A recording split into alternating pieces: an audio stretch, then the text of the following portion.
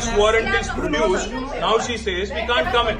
Family cannot come in, and she also says that she has no transit warrant, she cannot produce before a magistrate, but she wants to make a case. Listen, you have given an undertaking in Supreme Court, and now you're violating it. You're in serious trouble. You're in serious trouble. You have the legal remedy always available. I'm telling you, you have come here on a Friday.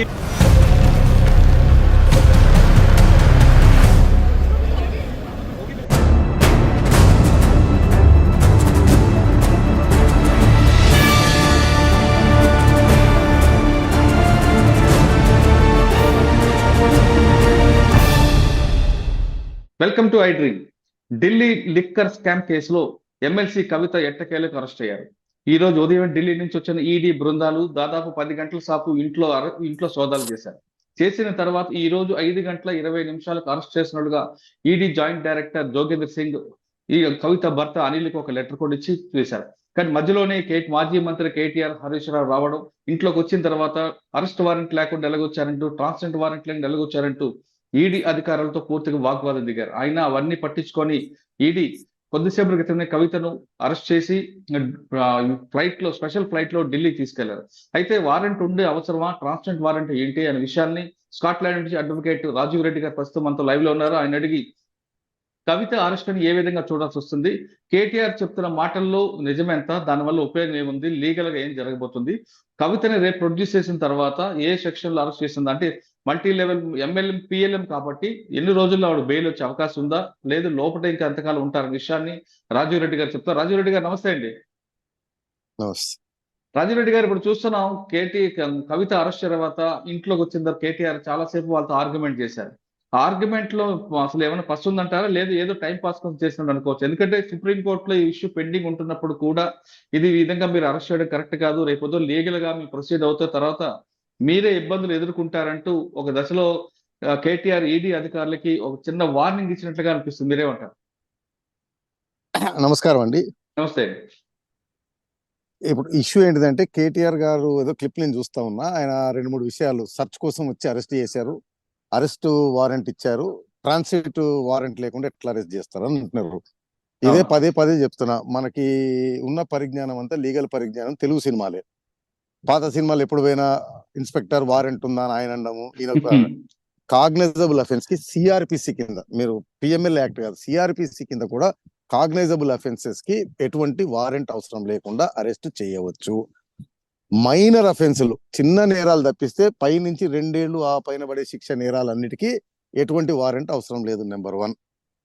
Number 2, PML act వచ్చేటప్పటికి special enactment, CrPC section దీనికి applicable కాదు. PML act section 19 కింద arrest చేస్తారు. So 19 లో simple గా arrest చేసేటప్పుడు arrest చేసే officer grounds of arrest మాత్రమే కన్వే చేయాలి అని ఉంటది. సో ఇంకోటి ట్రాన్సిట్ వారెంట్ ఉందా అని అన్నారు. ఇది కూడా ఒక మన దగ్గర పాపులర్ అన్నమాట ప్రజల్లో. ఏ ట్రాన్సిట్ వారెంట్ అవసరం లేదండి ఇండియాలో అరెస్ట్ చేయడానికి. ఎక్కడి నుంచి అయినా అరెస్ట్ చేసి ఎక్కడి నుంచి అయినా తీసుకెళ్లొచ్చు. ఓన్లీ కండిషన్ ఏంటంటే సెక్షన్ 1 మన సిఆర్పిసి ప్రకారం, దీని ప్రకారం ఏంటిదంటే అరెస్ట్ చేసిన 24 అవర్స్ లోపల జ్యూరిడిక్షన్ మేజిస్ట్రేట్ ముందు ప్రవేశపెట్టాలి. ఓకే, దీనికి ఒక ఎక్సెప్షన్ సిఆర్పిసిలోనే ఉంటుంది, పిఎంఎల్ యాక్ట్ లో ఉంటుంది. ఒకవేళ అరెస్ట్ ప్లేస్ నుంచి మేజిస్ట్రేట్ దగ్గర తీసుకెళ్ళడానికి జర్నీ కనుకుంది అనుకోండి, ఆ జర్నీ టైమ్ ఈజ్ ఎగ్జెంప్టెడ్.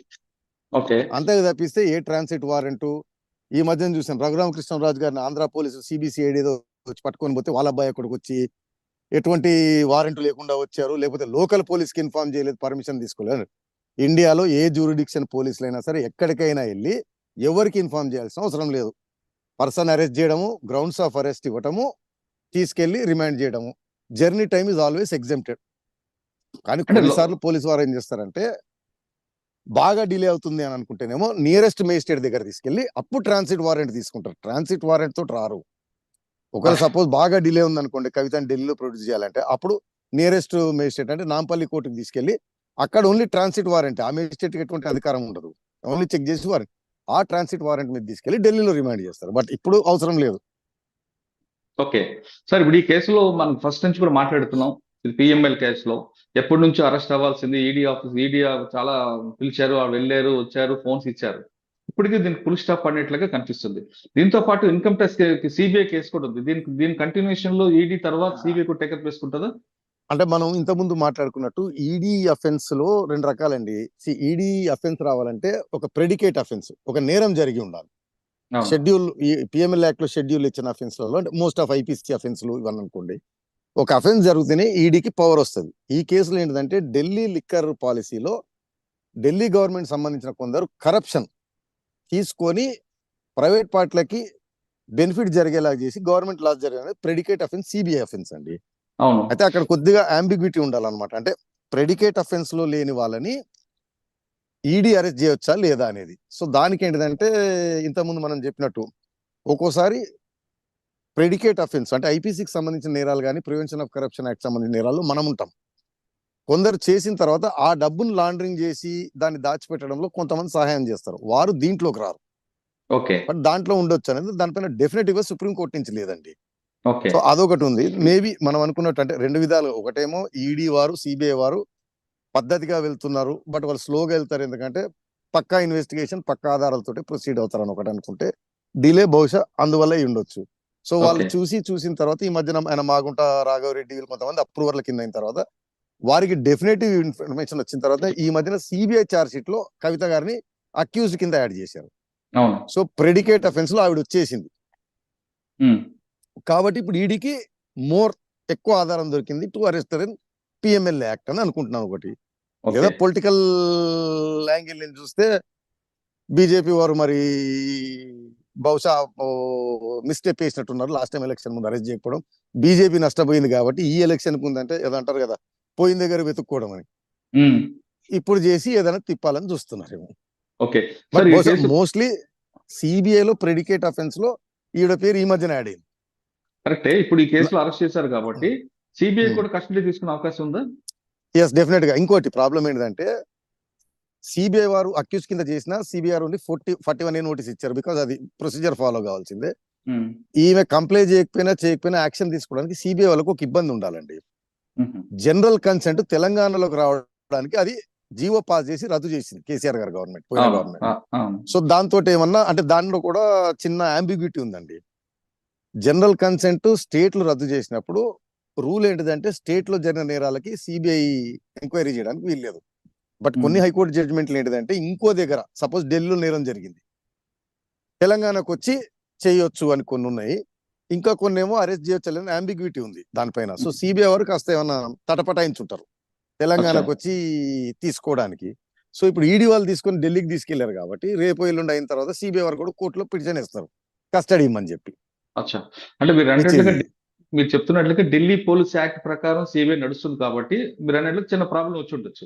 కానీ ఇప్పుడు ఆమె డైరెక్ట్ గా ఢిల్లీ వెళ్ళింది కాబట్టి ఈజీగా ఈ కేసులో కూడా ఆమె రిమాండ్ చూపించారు. ఇప్పుడు సిబిఐ వారు కూడా కస్టడీ 100% తీసుకుంటారు, ఎందుకంటే 41 నోటీస్ ఇచ్చారు, she did not comply. Okay. కానీ ఆ కవిత కేటీఆర్ అన్నట్లుగా సుప్రీంకోర్టులో ఉంది, ఇప్పుడు పెండింగ్ ఉంది కాబట్టి అరెస్ట్ చేయడానికి ఇది లీగల్ గా కాదు, ఇల్లీగల్ గా వెళ్తున్నారు, మీరు రేపు పొద్దున్న మేము ఖచ్చితంగా కేసు సుప్రీంకోర్టులో వేస్తాం, మీరు ఫిక్స్ అప్ అవుతారని ఆయన ఒక వార్నింగ్ ఇచ్చినట్టు తెలుస్తుంది. దీనికి 2 విషయాలండి. ఒకటి ఇప్పుడు అదే నేను చెప్పింది, అందరూ ఏమంటారు న్యాయశాస్త్ర కోవిదులు అయిపోయి మాట్లాడారు. ఆయన ఇప్పుడు సుప్రీంకోర్టులో ఎటువంటి ఆర్డర్ అయితే లేదు, బట్ వీళ్ళ కంటెన్షన్ ఏంటంటే ఓవరాల్ గా ఏదో సుప్రీంకోర్టు అంది ఈడీకి సంబంధించిన అడ్వకేట్ అండర్టేకింగ్ ఇచ్చారన్నారు, అది నేను చూడలేదు, ఎవరు చూడలేదు. అది ఉండగా వీళ్ళు చేయరండి. సో దాంట్లో ఏదో అంబిగ్యూటీ ఉంది, దాంట్లో ఏదో లొసుకుంది కాబట్టి అరెస్ట్ చేశారు. 1. రెండోది ఈ will not take coercive steps అనేది యూనివర్సల్ కాదండి. మీరు కోఆపరేట్ చేయట్లేదు లేదా మీరు పారిపోయే అవకాశం ఉంది, మీరు ఎవిడెన్స్ ట్యాంపర్ చేస్తున్నారు అనుకోండి, అవి వర్తించవు. ఏదేమైనా వీళ్ళు సుప్రీంకోర్టు రేపు వెళ్ళిన తర్వాత ఇక్కడ బెయిల్ వేసుకోవాలా, సుప్రీంకోర్టులో హౌస్ మోషన్ మూవ్ చేయాలనేది ఇప్పుడు సేమ్ చంద్రబాబు నాయుడు గారి కేసు లాగా ముందే చెప్పినట్టు ఆయనకు ఆరోగ్యం బాగాలేదంటే మేజిస్ట్రేట్ గారే బెయిల్ ఇచ్చేది. రకరకాల టెక్నికాలిటీలు పట్టుకొని సుప్రీంకోర్టుకు వచ్చి హియరింగ్ అయ్యే లోపల పుణ్యకాలం కాస్త గడిచిపోతుంది. సార్ ఇందులో 2 విషయాలు చెప్పండి. రేపు ఢిల్లీలో ఏం జరగబోతుంది, ఒకవేళ కవితగా బెయిల్ రావాలంటే ఏం చేయొచ్చు? రేపు వేయంగానే ఒకటండి, రిమాండ్ ని అబ్జెక్ట్ చేయటం. మీరు చెప్పినట్టు సుప్రీంకోర్టులో ఉంది, అది ఉంది, కానీ అది నిలబడదు. నేను చెప్పాను ఎటువంటి రూల్స్ లేవు, ట్రాన్సిట్ వారెంట్ అని ఈ టైం అరెస్ట్ చేయాలి, ఈ టైం అరెస్ట్ చేయకూడదు. సెక్షన్ 19 ప్రకారం ఏంటిదంటే ఎన్ఫోర్స్మెంట్ డైరెక్టర్ సంబంధించిన designated officer believes that this person he's committed an offence, నేరం చేశారనుకుంటే అరెస్ట్ చేసే పవర్స్ ఉంటాయి. ఓన్లీ రిక్వైర్మెంట్ ఏంటిదంటే అరెస్ట్ గ్రౌండ్స్ ని ఇవ్వాలి, హ్యాండ్ ఓవర్ చేయాలి. అయితే Right. బహుశా కేటీఆర్ గారు బట్టి చూపెడుతున్నది అదే, ఏదో 10-15 ఇలా అరెస్ట్ గ్రౌండ్స్ ఇచ్చినట్టున్నారు. కాబట్టి రిమాండ్ అనేది ఖచ్చితంగా. సెకండ్ బెయిల్కి వచ్చే వరకు అగైన్ మళ్ళీ చెప్పింది, పిఎంఎల్ యాక్ట్ లో bail conditions very very stringent. Prima facie accused అంటే ముద్దాయికి ఈ నేరంతో సంబంధం లేదు, ఇది వదిలేస్తే మళ్ళీ ఈ నేరం రిపీట్ చేసే అవకాశం లేదు. ఈ రెండు ప్లస్ సిఆర్పిసిలో రెగ్యులర్ బెయిల్ కండిషన్లు, ఏది ఎవిడెన్స్ ట్యాంపర్ చేయరు, విట్నెస్ లను థ్రెటన్ చేయరు. అయితే so very very very very difficult to get bail అండి. ఎందుకు ఆయన అభిషేక్ బోయినపల్లి ఉన్నాడు, ఆయన అసోసియేట్ మాత్రమే. ఆల్మోస్ట్ 2 years నుంచి ఆయన మర్చిపోయారు, వీళ్ళు కూడా మర్చిపోయారు. నాకు తెలిసి బహుశా ఆయన కుటుంబ సభ్యులు కూడా మర్చిపోయినట్టున్నారు.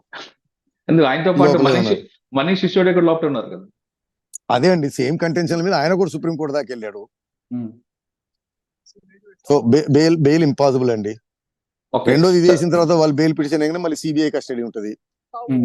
ఎందుకంటే సిబిఐ అసలు వీళ్ళు సుప్రీం కోర్టులో ఫస్ట్ టైం ఈడీ చెప్పింది ఏంటంటే, మేము విట్నెస్ కింద కాదు ముద్దాయి కింద పరిగణిస్తున్నామని చెప్పినట్టుంది ఒకసారి సుప్రీం కోర్టులో. అవును అవును. సార్ ఫైనల్ గా చెప్పండి, కవితకి ఎప్పుడు బయటకు వచ్చే అవకాశం ఉందంటాడు? అదే రెగ్యులర్ ప్రొసీజర్ పిఎంఏలో బెయిల్ వచ్చే క్వశ్చనే లేదండి. ఏదైనా సిబిఐలో వచ్చి బెయిల్ వచ్చి దాని తర్వాత రావాల్సింది తప్పిస్తే, రేపు వేసిన తర్వాత వాళ్ళు మళ్ళీ కస్టడీ అడుగుతారు ఇంటరాగేషన్ కి. అదే 4 రోజులు 5 రోజులు వారం రోజుల కస్టడీ. బట్ పిఎంఎల్ యాక్ట్ లో highly impossible to get bail అండి. రైట్ అండి. సార్ రేపు మీరు చెప్తున్నట్లుగా హౌస్ మోషన్ వెళ్తే అదే హౌస్ మోషన్ కి వెళ్ళి సుప్రీం కోర్టుని అప్రోచ్ కావటము. But I don't think supreme court వీటిలో ఇంటర్ఫియర్ కాదండి, కింద నుంచి రండి అంటది. వచ్చా మీకు గుర్తుందో లేదో, మనీష్ సిసోడియాకి పరిగెత్తకుండా సుప్రీం కోర్టు హైకోర్టుకి వెళ్తే కింద కోర్టుకి వెళ్ళండి అన్నారు, మళ్ళీ కింద నుంచి పైదాకా వెళ్ళాడు ఆయన. ఇదే గ్రౌండ్స్ మీకు ఏమైనా ఉంటే కింద చెప్పుకోండి అని అంటారు. ఓకే. ఫైనల్ గా అరెస్ట్ చూస్తుంటే ముందుకి ఏదైనా రిలీఫ్ ఉంటది కానీ ఒకసారి జరిగిపోయిన తర్వాత కష్టం అనమాట వెనక్కి తీసుకోవడం. ఇక కాసేపు ఒప్పుకొని కొన్ని రోజులు లోపల ఉంటామని చెప్పి ఉండాల్సిందే. అచ్చా, అది కవిత అయితే ఢిల్లీ జైలుకి వెళ్లాల్సిందే, ఖచ్చితంగా ఢిల్లీ జైల్లో ఉండాల్సిందే అంటారు. ఏ ట్రాన్సిట్ వారెంట్ అవసరం లేదు, ఏ వారెంట్ అవసరం లేదు. సార్ ఇందులో రికవరీ ఏమైనా కనిపిస్తుంది అంటారా? చూపిస్తారా వాళ్ళు? మీకు మళ్ళీ చెప్తున్నాను, చంద్రబాబు నాయుడు కేసులో కూడా తీసుకొస్తాను, చాలా కేసుల్లో రికవరీ అవసరం లేదండి. మీరు మా ఇంట్లో దొంగతనం చేశారు, ఎత్తుకొని పోయి తాగి తందనాలని బారేశారండి, మీ దగ్గర నుంచి ఏం రికవరీ చేస్తాం మేము? ఉండదు. ఓన్లీ నెయిలింగ్ ఏంటిదంటే ఈవిడ్ని ఫస్ట్ అంటే పిఎంఎల్ యాక్ట్ ఏంటిదంటే ప్రైమా ఫేసి ఉందా లేదా ఒకటి చూడటం. రెండో సెక్షన్ 50 స్టేట్మెంట్లు అడ్మిసిబుల్ అండి. దాంట్లో కవిత పైన ఐ థింక్ రామచంద్ర పిల్లే ఇంకోరు అందరూ చాంతారని చెప్పారు. దాని తర్వాత కొంతమంది విట్నెస్లు అంటే ఈవిడ అసోసియేట్లు ఐ థింక్ ఆ ఫీనిక్స్ కంపెనీకి సంబంధించిన వాళ్ళు, ఇంకోటి ఏదో R&R అని చెప్పి ఇంకో ఏదో కంపెనీకి సంబంధించిన వాళ్ళు, వాళ్ళ నుంచి వచ్చాయి. తర్వాత ఏం చేశారు, వట్నాలోపల్లి ఏదో ప్రాపర్టీ రామచంద్ర పిల్లే పేరు మీద ఉంది, అది డెఫినెటివ్ గా వైట్ ట్రాన్స్ఫర్ ఫ్రమ్ ఈ లిక్కర్ ప్రొసీడింగ్ ద్వారా వచ్చిన డబ్బుతోటి కొన్నాడు అని. బట్ బ్యాక్ టు బ్యాక్ తీసుకెళ్లి ఆయన శ్రీనివాసరావు అనుకుంటా, ఆయన కన్ఫెషన్ ఏంటిదంటే రామచంద్ర పిల్లేకి నేను కవిత గారు చెప్తేనే డబ్బులు ఇచ్చాను అన్నాడు. సో అది రామచంద్ర పిల్లే డబ్బు కాదు అనేది అక్కడ వరకు అయితే ఎస్టాబ్లిష్ చేసి, ఒక ప్రాపర్టీ ఒక మనీ ట్రేలు, ఆ మనీ ఆరిజినేటింగ్ శ్రీనివాసరావు కన్ఫెషన్ కవిత గారు చెప్తే నేను అది ట్రాన్స్ఫర్ చేశాను.